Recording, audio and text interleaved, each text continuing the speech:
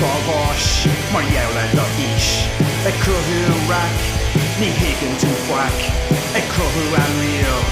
Zeker patter,